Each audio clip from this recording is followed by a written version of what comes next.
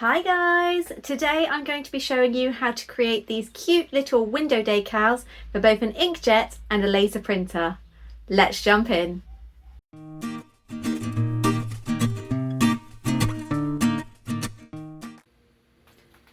To make your window clings, you're going to need this printable Waterslide decal paper in either inkjet or laser, depending on which printer you'll be using.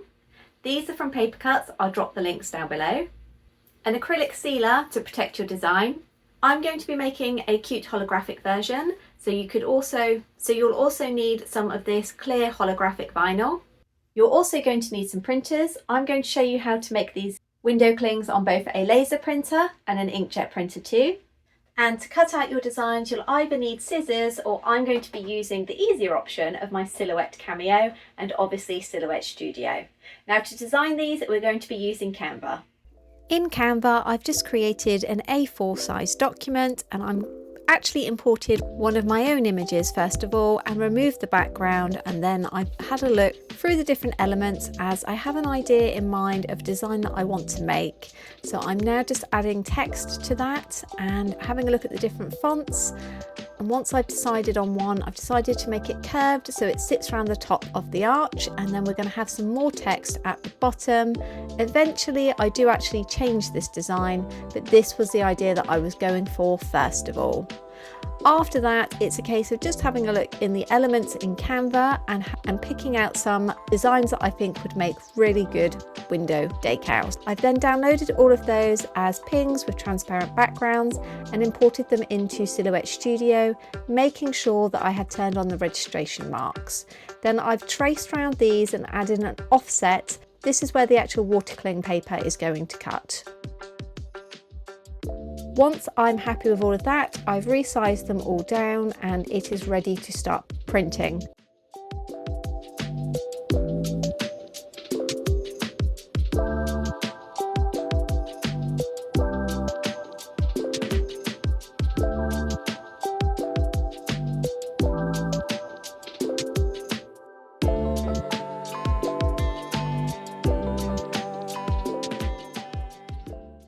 For print, we need to make sure that we are selecting a matte and that it is a high quality and obviously A4.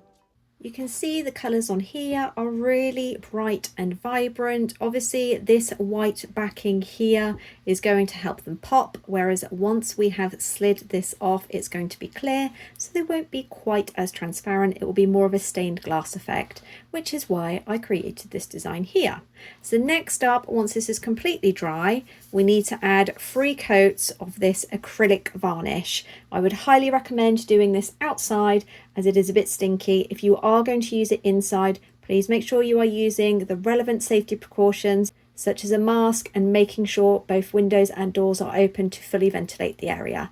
But as it's a nice day, I'm going to do mine outside. We need 3 coats of this with a wait time of about 10 minutes between each one.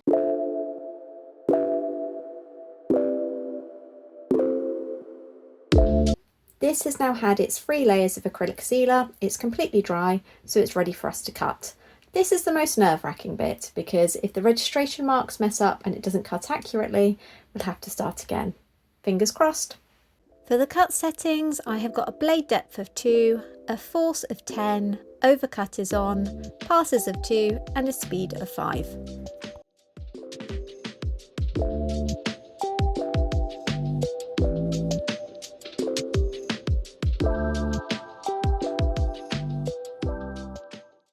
So now you all get to see my very grim view from my lovely cabin window. We're in the middle of doing up the garden at the moment. The fence desperately needs repainting. It's on the task list, I will get to it. But right now we are focusing on this window here, and the first thing that I have done is cleaned it. You want to make sure that the glass that you're applying this to is very clean, free from oils, otherwise your decal isn't going to stick. So next up, we're going to use a bowl of water and this sealed transfer. This is when you find out whether or not you were precise enough with your acrylic sealer.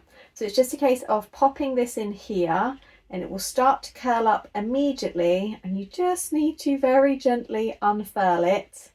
It will take between 30 and 60 seconds until it gets to the point where it is ready to remove itself from the backing.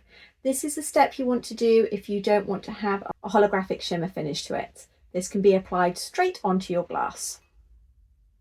So I'm going to test just by kind of encouraging the edges to see if they're ready to release yet. They are not, which means that it needs a little bit longer dunking. Okay, I can see now that it is starting to give. So I'm going to take this out of the water here, take it over to the window and just position it exactly where I want and carefully slide the backing out. Now it can be really helpful to have one of these soft squeegees just to gently press over to try and get rid of any air bubbles that might be underneath there. And you can still maneuver it slightly while it's wet if you're not happy with the position. And now we just need to let it dry. So now the transfer has completely dried, you can see just how awesome it looks. It would definitely look a little bit better with some sunshine outside, but unfortunately the typical British weather is failing to perform, so we've got grey clouds instead. But you can see the purpley pink looks really vibrant on the actual transfer itself, and although it's more frosted than clear, it gives a great effect.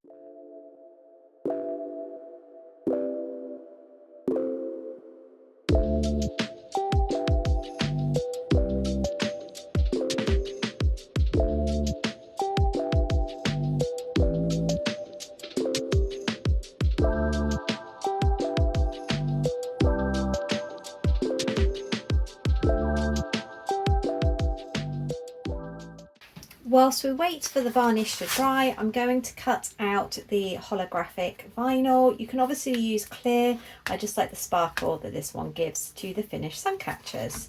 So the reason we offset this is because it's going to make it easier to apply once we've got the actual water transfer paper ready to go. So I'm just going to pop this down and then start cutting. You want this to cut both through the vinyl and the backing so that it is easy to apply, especially if you are selling it. It needs to have the backing still attached.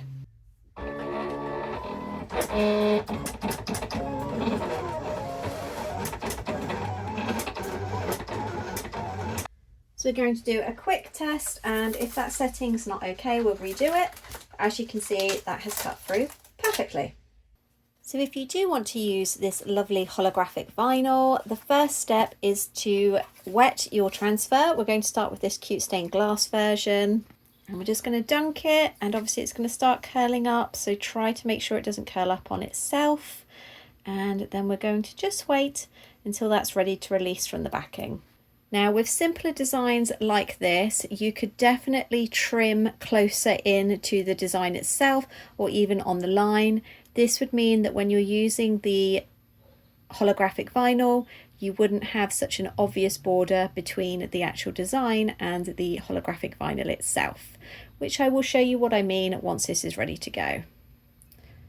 I'm just going to test to see if we're there yet, and not quite. So you can see that I'm just very gently with minimal pressure, just kind of testing around the edges to see if it's ready to release from the backing. And I think we are there.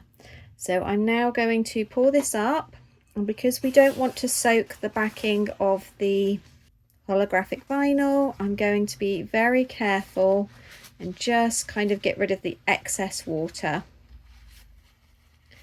on here.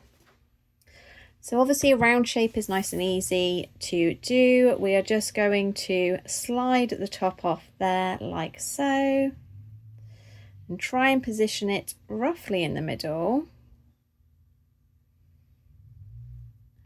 and just pull the backing out from underneath, being careful not to wrinkle up any of the transfer itself, as if you pull at it, it will distort the print, which obviously we don't want. And I'm going to go back in with this kitchen towel just to blot the excess water. Now, if you have any air bubbles like there, just squeeze them out to the edge, like so. And now we're going to wait for this to dry. So this beautiful stained glass effect one is now dry. You can see just here, I wasn't careful enough when I was taking it out of the water. It's just stretched the film ever so slightly, which is why I said you need to be careful. So now we're going to position it just under this one on my door. So we are going to start by just removing the backing of the holographic vinyl. Just like that, and then we need to be careful not to stretch this. It's better if you start from the top and just add that little bit there, and then position it exactly where you're going to want it. And then we're going to gently press down exactly the same as we would if we were applying vinyl to a piece of card or some stickers. And this should hopefully minimize any air bubbles. So there we go.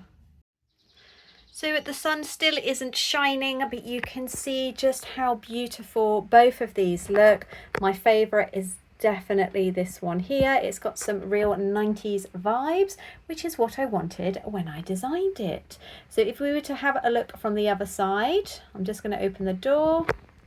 So these holographic stars really stand out and really look good with the celestial theme. And because there's no text on here, you can view it from both sides, whereas obviously this one at the top, you can't really read it. So obviously you're going to want to know how to remove these. The one that's backed on the holographic vinyl, whether you choose to use either the holographic one or a clear vinyl, is nice and easy. You literally just peel it away. You can use something like a spatula just to help, and that should come off nice and easy. If you have any residue that is left on the glass, then obviously a glass cleaner will just take that off perfectly. These ones, however, if you're using the Waterslide transfer paper straight onto glass, they are what is known as a semi-permanent finish, so you're going to need a little bit more elbow grease to get them off. That is why I would strongly recommend doing the vinyl application method instead. So to remove these ones, you're going to need some items such as a degreasing spray, a goo remover, or even washing up liquid should do the trick. You just want to soak the area, let it penetrate, and then once you're done, you're going to start scraping it like that. I'll show you how.